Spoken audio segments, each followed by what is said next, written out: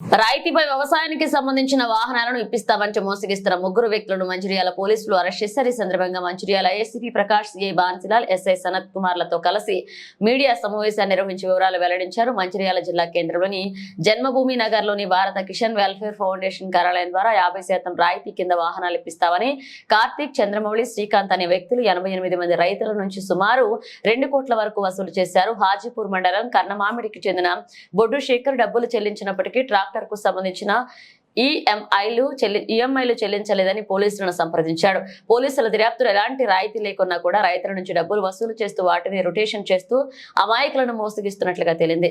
బాధితుల ఫిర్యాదు మేరకు చంద్రమౌళి, శ్రీకాంత్, కార్తీక్ పై కేసు నమోదు చేసి విచారణ చేస్తున్నట్లుగా ఏసీపీ మీడియాతో తెలిపారు. వీరి వద్ద నుండి పలు డాక్యుమెంట్స్, సెల్ ఫోన్లతో పాటు ఓ కారును స్వాధీనపరచుకోవడం జరిగిందన్నారు.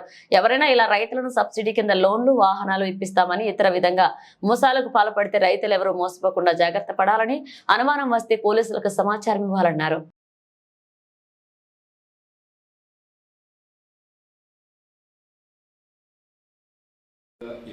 రోజు బొడ్డు శేఖర్, తండ్రి భూమయ్య, కర్ణమామిడి, హాజీపూర్ అనే ఒక రైతు పోలీస్ స్టేషన్కి వచ్చి దరఖాస్తు చేయడం జరిగింది మంచిర్యాల టౌన్లో. గత నెల కార్తీక్ అనే వ్యక్తి తనకు తాను నేను మార్కెటింగ్ మేనేజర్ అని చెప్పి చాలామంది రైతులకు మేము 50% సబ్సిడీ పైన మేము లోన్లు ఇస్తున్నాము, మిగతా 50% సబ్సిడీగా వస్తుంది.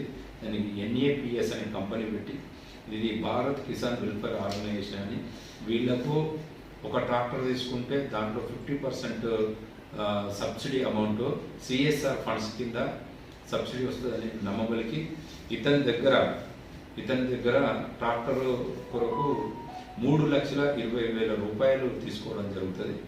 కమిషన్ కింద 35,000 రూపాయలు తీసుకోవడం జరుగుతుంది.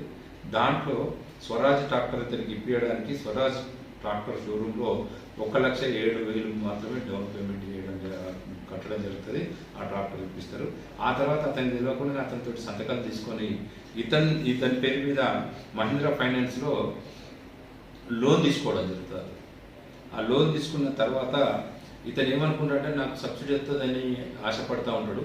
కానీ అతని పేరు మీద లోన్ మీద 5,33,500 రూపాయలు లోన్ ఉన్నదని, వీళ్ళు నాకు సబ్సిడీ కాదు, వీళ్ళు నన్ను మోసం చేసిందని ఒక దరఖాస్తు ఇస్తే దానిపైన కేసు రిజిస్టర్ జరిగింది. మా టౌన్ ఎస్ఐ గారు, టౌన్ సిఐ గారు, బన్సిలాల్ గారు ఆధ్వర్యంలో ఇన్వెస్టిగేషన్ జరుగుతూ ఉంది. దీంట్లో ఇన్వెస్టిగేషన్లో తెలిసింది ఏంటంటే ఈ ముగ్గురు వ్యక్తులు ఎవరైతే ఈ కార్తీక్ అసలు దీనికి ఉన్నది మేనేజర్గా చంద్రమౌళి, తండ్రి పేరు నారాయణ, ఇతని విలేజ్ బెల్లంపల్లి, చంద్రవెల్లి విలేజ్ బెల్లంపల్లి మండలం. తర్వాత రత్నం శ్రీకాంత్, తండ్రి పేరు శంకర్, ఇతను అకౌంటెంట్ అక్కడ. గోలెం శ్రీకాంత్, గోలెం కార్తిక్, హనుమంతు, ఇతను మార్కెటింగ్ మేనేజర్, రాజీవ్ నగర్ బెల్లంపల్లి, రవీంద్రనగర్ బెల్లంపల్లి. వీళ్ళు ముగ్గురు కలిసి వీళ్లకు ఒక స్టేట్ ఆఫీసు హైదరాబాద్లో ఉందని నమ్మబలికి దాదాపు 88 మంది రైతుల దగ్గర, త్రూఅవుట్ ఏరియాలో 88 మంది రైతుల దగ్గర దాదాపుగా 2,76,00,000 రూపాయలు తీసుకోవడం జరిగింది.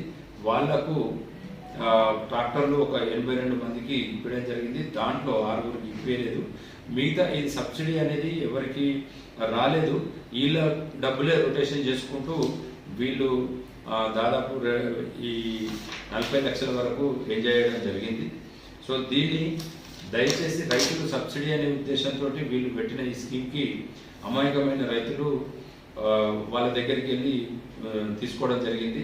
కానీ మళ్ళీ వీళ్ళ పేరు మీదే వీళ్ళే తెలియకుండా లోన్లు తీసి వాళ్ళ పేరు మీదే పెడతా ఉన్నారు. సో ఇది తెలిసిన తర్వాత ఈ లోన్ ఇన్స్టాల్మెంట్ ఏంటంటే 6 నెలలకు, 3 నెలలకు, సంవత్సరానికి ఉంటుంది కాబట్టి వాళ్ళకి తెలియదు. ఆ సంవత్సరం వచ్చేంత వరకు ఈ మిగతా డబ్బులన్నీ అలా వేసి వాళ్ళను చీట్ చేయడం జరుగుతుంది.